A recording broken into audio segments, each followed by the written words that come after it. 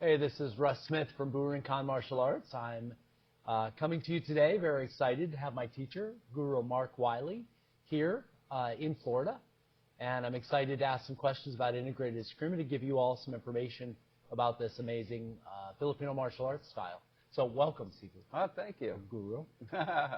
So happy to be here, man. Thanks for hosting me down. Glad to have you. Very excited.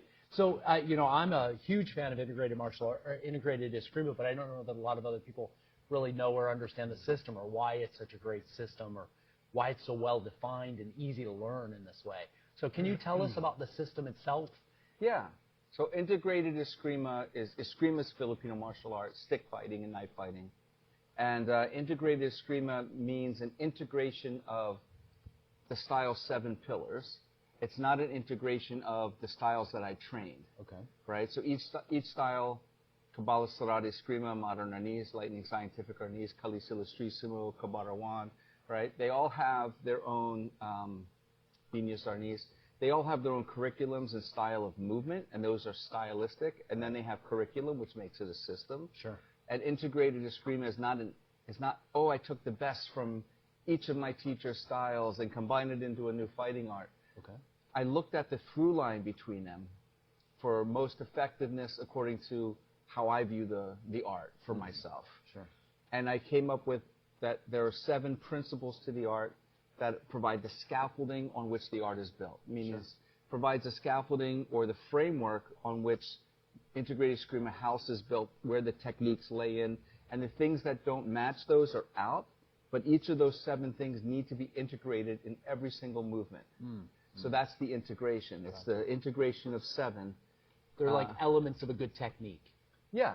And you could say it's what is the construction of a technique? Or a good technique, and it's the combination or integration of 7 things. Great. 7 principles, regardless of style.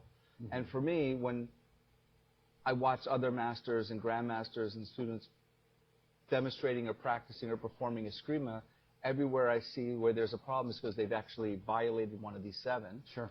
Right? And which is easy to do if you don't know them. Right. Right. But I took kind of a pan-Filipino perspective. I spent 3 years with poster boards up around my walls. On there, every technique from all the styles, who did what leg forward, what range, and I came out with this model. Deep analysis. Yeah. All right. Cool. Yeah. So tell us more. You said there's 7. Can you explain them to us? The first one is timing, and that's the most important. So you have to have timing, right? And timing is divided into 3 sections, before, during, and after. Right. Right? So if we're here and you're going to pull back to hit me, this is before you've attacked. So my first timing might be, go ahead, here. Right. That's 1, right? During is, your attack is coming toward me. So I hit you during its travel in some way, right? And after is, you swung past me, and I'm getting on coming in on the wake of the strike, right? Or the retraction, right? So before, during, and after, and you learn that on each technique, the timing, because you can't always catch it on the during, which is where they meet, right? Like if we did a block, that's a during, right? Sometimes the guy hits you and you got to go after, or you move out of range, or there's not always a tell. There's not always a tell. But you would want to do everything before. Maybe not legally, but let the first strike go, hit an after, and then get everything else before. Makes sense. So that's timing. Timing is important. Otherwise, you can get hit. You want to be able to hit without being hit. Right. So the whole idea is hit without being hit and finish quickly, because we're talking about weapons combat. Right. And these 7 pillars help that happen. Right. So I just block and then hit? No. That's 2 steps. Okay. 2 steps, right. Yeah. So in a little while, you show us some demonstrations of some of these? Yeah, I'll demonstrate all 7. Okay, great. Yeah, that'd be great. The next one is range. Okay. And range is a perpendicular measurement. Okay. Right? So you're in front of me and the stick's coming this way to your chest, so it's perpendicular. Right. We might be parallel, but we may not, but the range is this way, right? Sure. So long range is measured at if we're both holding a weapon. Right. But it's the longest range at which my weapon can hit your extended limb. Extended limb, okay. Right? In some way. Sure. Right? Medium range is a wrist cross. Right. So my stick can hit your body and your limbs, and my left hand can check. Right? And close range is the puño or butt end of my stick can hit, my left hand can hit, I can choke, I can grab. and all those things. So I see a lot of errors when people think that every technique can be used in every range, and actually it can't be. So you have people doing wings, wing blocks, and different things. Can't be safely, right? Too easy Oh, to you counter. can do anything and anywhere, Right, but it's not right. safe to be done. Right. Right? And so one of the underpinnings of integrated Eskrima is what's the safest and most effective way to do something where I can hit without being hit, counter without being hit. Right. And that is to delimit on purpose your counter techniques to their safest range, right? And only practice those techniques in those ranges. So you don't get into your muscle memory. Right. He's going to strike, I'm going to do a wing while I'm leaning into long range, and his weapon slips right under, and I have no recourse for defense. Right? So identifying and being fully aware of the range that you're in is important for you to pick the correct the most optimal response. Yeah, and it shouldn't be picked because it would be in your muscle memory. Right. So it should automatically come. Right. Because you're memorizing spatial awareness, spatial relationship. By always, when we practice, we measure up the range. Right. Because as soon as somebody moves, the range has changed. Right. Right? Right. So you have to remember, I need to get back to medium range or move to far range or whatever. Right. And the thing is, because some people are taller and they have longer arms, and their weapon length might be different than mine. So while I might be in long range, you might be in medium range. So I have to know then what techniques that you have available in that range to hit me with or not, and what my limitation is. Right. Right. Because we're not all built the same. So the ranges are relative to the person, and two ranges can be happening at the same time, one for me, one for you. Right. Yeah, that's tough stuff. But you know, the way you describe that, it reminds me of this idea that like, you don't want to teach things and then unteach them. So don't let people drill things that you don't really want them to use later. Right. Because you're going to put the bad things in their muscle memory. Yeah, the curriculum is deep rather than just wide, right? So wide is like 1,000 ways to do these disarms, 1,000 ways to counter, 1,000 ways to use inside block, 1,000 ways to use outside block, 1,000 ways to disarm, 1,000 ways, and that doesn't help anyone. That's just a collection of memorized techniques. What you want is a depth point on each one. So it's like, okay, I have this movement, and that has to work on this time, in this range, in this gait, in this mode, and this technique, and this thing, and they all have to align in the proper silo to be the most effective it can be while most safe to you. Anybody can pull off a one-off, right? But if you want to consistently be safe and most effective, sometimes most effective makes you less safe, but we take that out of the equation unless you can get the one-off.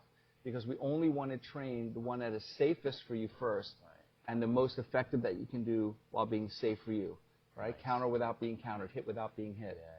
And so far we have control of time and range, and the next is gait. Gait? The third one. Yep. So where range is perpendicular, right? It's back and forth. Gait is lateral, side to side, like strafing in a video game. X and Y. Nice. Right? Strafing. I like strafing in the video game. The shooter goes right? So when you hold your two hands out, right? Outside gate is two of my hands on the outside of your right hand. Right? And that's really where we want to end up at all times, if possible. Inside-outside gate is the second best scenario.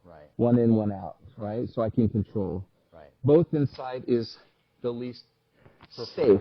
Least safe. It's least preferred because I'm inside your two, and you can have outside control of both of mine. And no matter what I'm doing here, I got to watch out for this guy, and I got to watch out for this guy, and this guy, and it's endless. You know. And then again, we have inside, outside, and then outside. So when you combine the idea of what are the safest gates and what are the ranges of those gates, now you're getting into some of the specific things. And the next one is footwork on our list. Okay, footwork. So footwork isn't just, yeah, man, I zoned off on the angle and I used my triangle. Did a female triangle, then a male triangle, and I everybody switched my talks legs. about that. Yeah. And I see a lot of training videos where people make triangles and squares and diamonds on the floor and they're just dancing around them. But that's not really serving a purpose. Because if you're not taking that footwork geometry and matching it with the technique in a range, in a gait, and with the time, it's not serving a purpose. That was one of the things that really stood out. But besides your real clear teaching on timing, which I had not fully understood until I started training under you,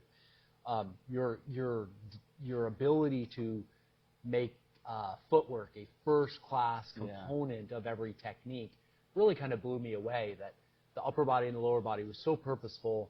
I trained a lot of just mishmash of different Eskrima styles in the past, but it really made a lot of sense to me that you have every technique matched with the footwork for the purpose of the range and the gait, so it all had a specific purpose. It has to. Yeah. Right. So footwork has a specific reason. You can't just say we use a triangle or a diamond, you know, male triangle, female triangle, which together is a diamond, or a circle or a square. Right. It doesn't serve a purpose conceptually if you don't know how to train it, for not just aerobically training it and jumping around, but tying it to a method. Right. Right? So there's footwork that keeps you in your range. But changes your gait. Yeah, right. So you can stay in your range and keep your gait. You can stay in your range and change your gait. You can move from medium range to long range back to medium range, or medium range to close range back to medium range, or close range to medium range, then medium to long. But you can't really jump 3 ranges. Safely. Anybody could jump in, but safely. Yeah. Most of the time, you won't. If it's not 90%, you don't want to train it. Right? Nice. So the footwork is going to move you back and forth within one range, just to bridge the range, or to bridge and get out, or get out and get back in, to get an advantage over the opponent. He's getting advantage on you in middle range. He's going to close in on you while move out to long range. Remove to another gate and then re-enter. Right. So it's a strategy, but it's about placement. So timing and footwork is time and space. Right? Or time and place. Right. Yeah, makes sense. So, for instance, you could describe in the integrated Eskrima method, you could say, well, the very common male triangle stepping pattern, it has a specific purpose, and it's a couple purposes. One is to change from like middle range to long range back to middle range, while at the same time also changing from the inside gate to the outside gate. For instance, but let me correct that. Please. So we don't use male triangle integrated Eskrima. Right. But I only say that because that's a common term. I just want to make sure. Yeah. Because it changes your lead. Yes. But doesn't change your range, and keeps you in the middle gate. Where we don't want to be. Right. Okay. Now, I studied a style that's almost 90% middle gate.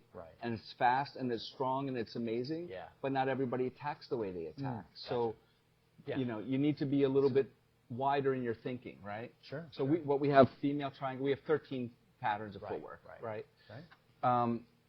But yes, the idea is you want to move from range to range to range and gate to gate to achieve an objective of countering where you can't counter, taking you out when I don't get hit, and ending it quickly. Right? Yeah.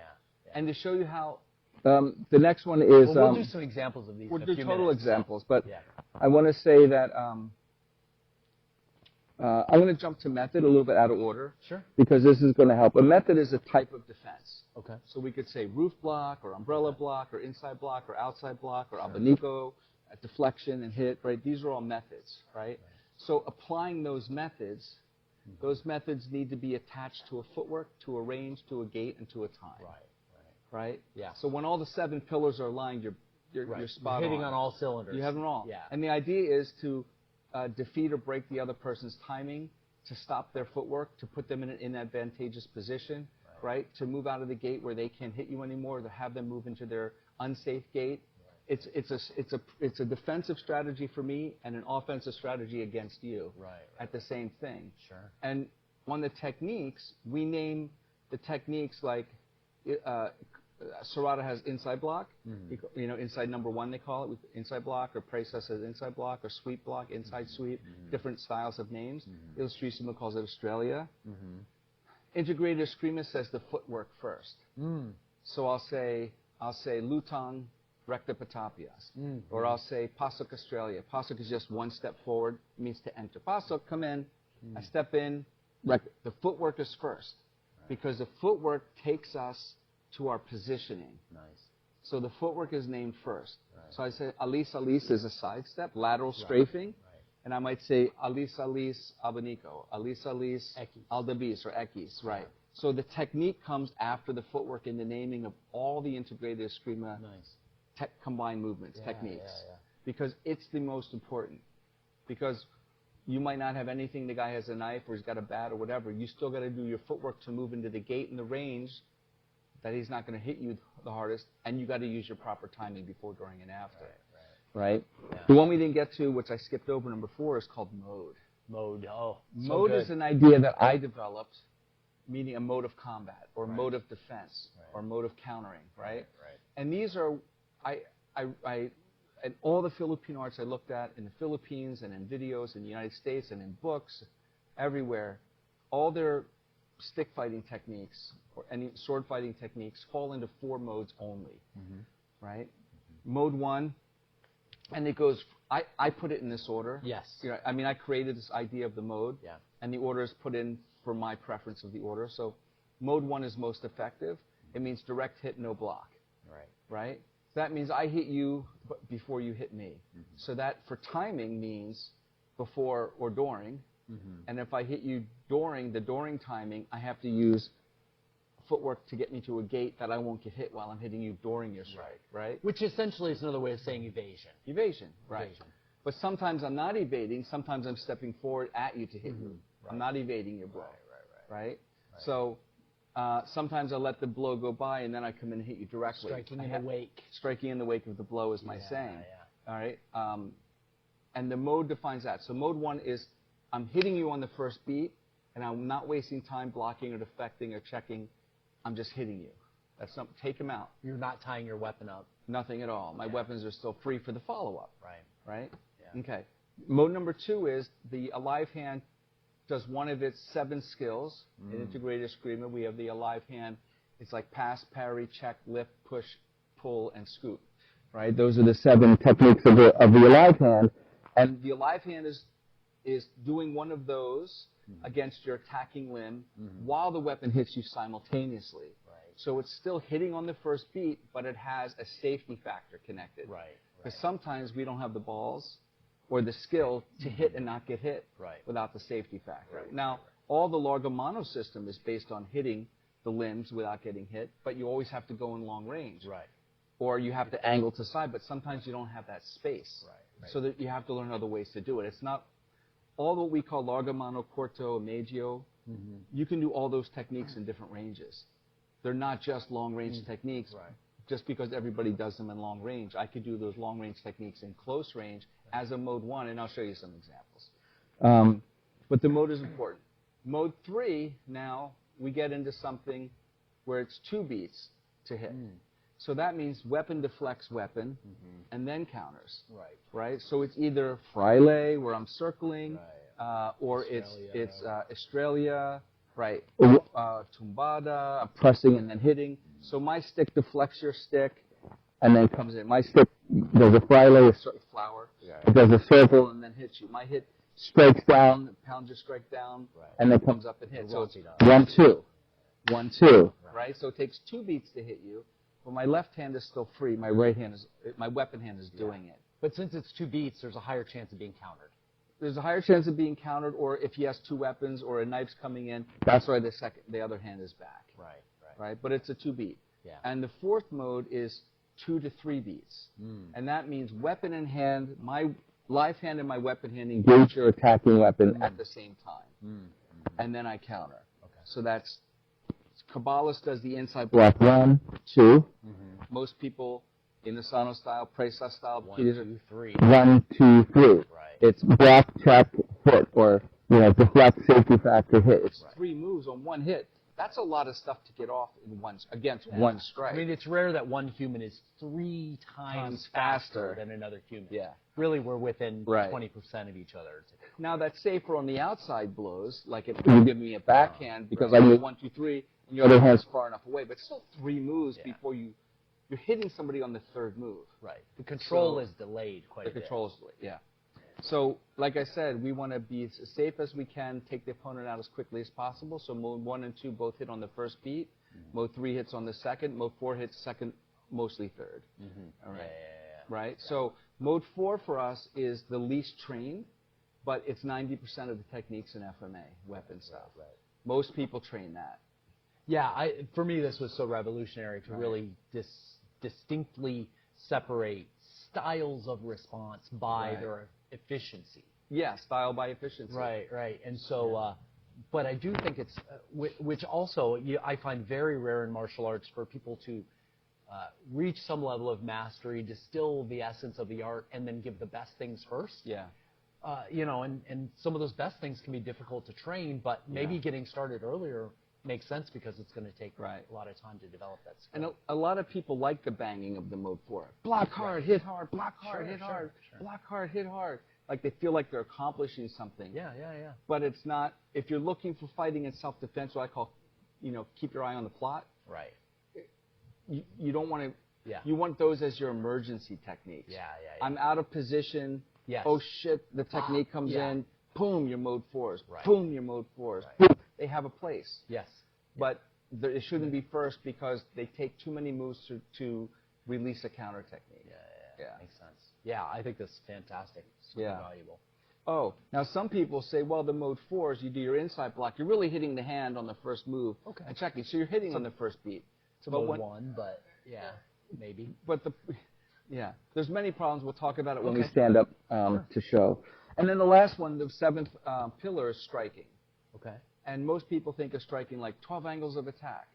Well, those are just targets for training. Like, they're not actually 12 different angles, right? So it depends on the system and how they number it. But like in modern arnis, there's no upward diagonals. Okay. In their 12 strikes because their 1 and 2 is the same thing as their 10 and 11. It's just lower. Right.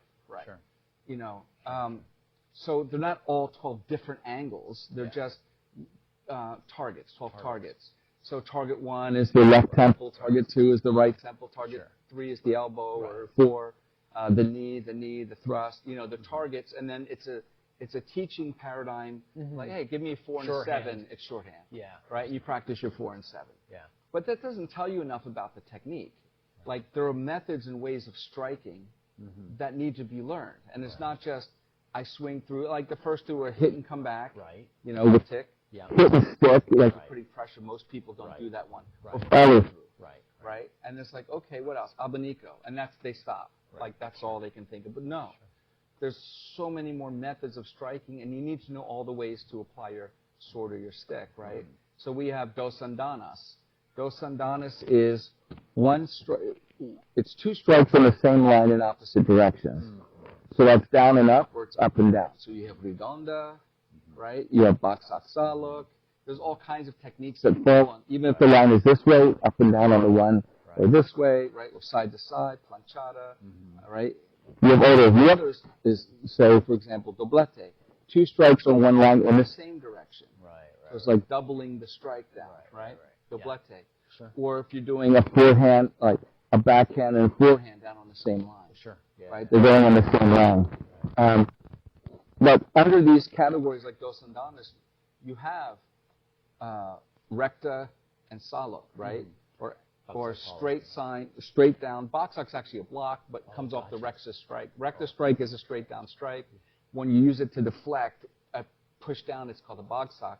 Salok is our thrust up, or number 5. So you could just say strike down, thrust up, right? To make it easy, right? Yeah. So you need to know these different striking patterns because they're not just for striking, they're also for deflection, mode 3 techniques. So redonda, the up half of redonda is a deflection, and it's called major fraile, or in illustrissimo, right?